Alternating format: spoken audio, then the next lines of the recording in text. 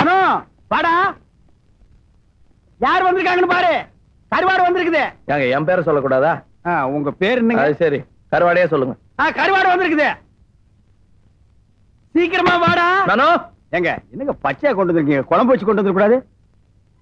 Hello டேய் வேலா, எப்படா வந்த? What a pleasant surprise. என்ன சென்ட் போட்டுருக்க? கருவாடு சென்ட். ஓ கருவாடு. மோந்து பாரு.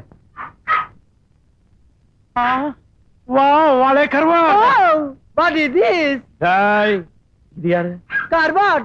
இவன் இருக்கிறது தெரிஞ்சா எடுத்துட்டு வந்திருக்க மாட்டீங்கல்ல? டேய் எல்லாம் எடுத்து உள்ள வைங்கடா. டேய் அப்புறம் வேலா எடுத்து போடா. எப்படி இருக்க? ஸ்கூல் டேஸ்ல பார்த்தது பியூட்டிஃபுல் ஸ்மெல். ஸ்மெல் இருந்தாதான் ஞாபகம் வந்துச்சு. நான் இன்னும் குளிக்கல, பொட்டியில துணிமணி எல்லாம் இருக்கு. இன்னும் எடுத்துட்டு வரல? எடுத்துட்டு வந்து குளிச்சு ரெடி ஆயிரு. அப்புறம் சொல்றேன் இவங்க எல்லாம் யாரு என்னன்னு. இவன் இருக்கானே, இவன் தான் ட்ரம்ஸ் மணி. வாசிக்கிற நேரம் போக மத்த நேரத்துல ட்ரம்ஸ் நல்லா வாசிப்பான். ஆனா சாட்டர்டே ஆச்சுன்னா டை அடிச்சிருவான். Silly old man. இவன் தான் ஃப்ளூட் ராமசாமி. ட்ரம்பெட் ஃப்ளூட்டு சமையல் கைவந்த கலை. பிரமாதமா சமைப்பான். ஆனா ட்ரம்பெட் எடுத்து வாயில வச்சுட்டான், சங்கீதம் வருதோ இல்லையோ காத்து கண்டிப்பா வரும். இந்த வீட்டுல எல்லா இன்ஸ்ட்ருமெண்ட்லயும் கை வைக்கக்கூடிய ஒரே ஒரு ஆள் இவன் தான். ஏன்னா அவனுக்கு வாசிக்க தெரியாது, தொடக்கிறது மட்டும்தான் அவனோட வேலை. மனசுக்குள்ள மைக்கேல் ஜாக்சன் தங்கச்சின்னு நினைப்பு. மூஞ்சை பாரு. இருந்தா தானே பாக்குறதுக்கு. ஆமா, நான் பாட்டுல பேசிக்கிட்டே இருக்கேன். நீ எதுக்கு வந்தேன்னு சொல்லவே இல்ல? நான் ஒரு 2-3 மாசம் இங்க தங்கி இருந்துட்டு போலான்னு வந்திருக்கேன். என்ன கொண்டு வந்த கருவாடை குழம்பு வச்சு திட்டு போயிடலாம். பாருங்க, நீங்க ரொம்ப கேலியாவே பேசுறீங்க. நான் ஒரு லட்சியத்தோட வந்திருக்கேன். அப்ப நாங்க என்ன துணி துவைக்க வந்தோம்? இல்ல தோசை ஆம்லேட் போட வந்தோமா? என்னங்க லட்சியம்? சொன்னா தப்பா நினைக்க மாட்டீங்கன்னு சொல்றேன். சொல்லுங்க சொல்லுங்க. நான் ஒரு பொண்ணை காதலிச்சு கல்யாணம் செஞ்சுக்கணும். இதுவல்லவா லட்சியம்? இந்த லட்சியத்துக்காகத்தான் கருவாட்டு கூடையோட வீட்டுல இருந்து கிளம்பி வந்திருக்கீங்களா?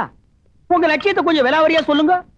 நான் ஒரு பொண்ணை முதல்ல கண்டுபிடிக்கணும், அப்புறம் அவளை காதலிக்கணும், கையை பிடிக்கணும், கல்யாணம் கட்டிக்கணும். இதுக்கு உங்க உதவியெல்லாம் எனக்கு தேவைப்படுது. இதுதான் உங்க வாழ்க்கையோட முக்கிய லட்சியம்னா இவன் உயிரை பலி கொடுத்தாலும் உங்க லட்சியத்தை நான் நிறைவேற்றி வைக்கிறேன். யோ, யார்கிட்ட கேட்டியா ஏன் உயிரை பலி கொடுக்க போறேன்? கசாப் கடையில ஆட்டை கேட்டுட்டா வெட்டுறாங்க, புனிய வச்சு கப்புன்னு வெட்டது இல்ல? அது மாதிரி தான். டேய் யாரா அந்த பொண்ணு? அந்த பொண்ணு பேரு சுமதி. ஆனா எங்க இருக்கா, எப்படி இருக்கா, என்ன சைஸ், எந்த வீட்டுல இருக்கா, இதெல்லாம் ஒண்ணுமே தெரியாது. விடுகதை சொன்னாலாவது விடை கண்டுபிடிக்கலாம். விடுகதையே சொல்லல, விடை எப்படி கண்டுபிடிக்கிறது? திருப்பதியில போய் மொட்டையடிச்சால கண்டுபிடிங்கிற மாதிரி இருக்கு. ஏதாவது ஒரு அடையாளம் இருக்காடா?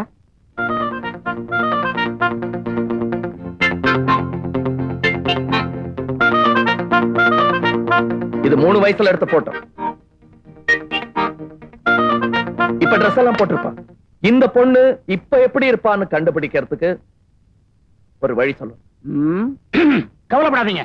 எனக்கு தெரிஞ்ச திருவல்லிக்கேணியில சூனாமான ராவுத்தர்னு ஒருத்தர் இருக்கார். அவர்கிட்ட இந்த போட்டோவை கொடுத்தா வெத்தலையில மைய போட்டு பளிச்சுன்னு கண்டுபிடிச்சிருவார். உடனே கிழிச்சிடலாம். எது? வெத்தலையத்தான். வேணாண்டா, இந்த போட்டோவை அப்படியே எடுத்துட்டு போய் வைத்தீஸ்வரன் கோயில்ல நாடி படிக்கிறவங்க கிட்ட காட்டணும்னா இந்த பொண்ணு இப்ப எப்படி இருக்கா, ஏதா இருக்காங்கறத அக்கு வேற ஆணி வேற பிச்சு பிச்சு வச்சிருவான்டா.